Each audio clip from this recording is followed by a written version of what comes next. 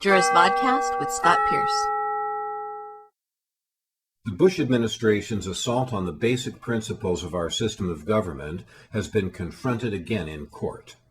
The U.S. House of Representatives Committee on the Judiciary went to court to compel Harriet Miers to comply with their subpoena. The committee is trying to investigate the firing of 8 U.S. attorneys, federal prosecutors. What's remarkable about this case is the argument that Miers and the Bush administration made.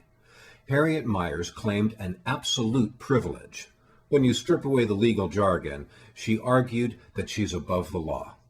Miers claimed that she's totally immune from congressional process because she was working for President Bush. This argument drips with bad faith. It's frivolous on its face.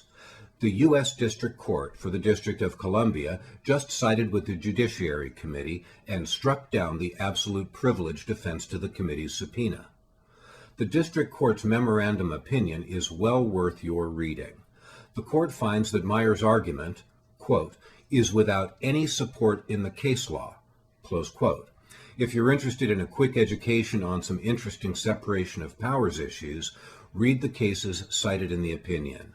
These cases include Marbury v. Madison from 1803, which established the Supreme Court as the final arbiter of what the law is, U.S. v. Nixon from 1974, which held the judiciary has the last word on the limits of executive privilege, and Boumediene v. Bush from 2008, which held that the executive does not have the authority to, quote, switch the Constitution on or off at will, close quote.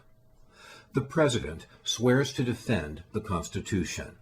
This claim of absolute privilege is an impeachable offense.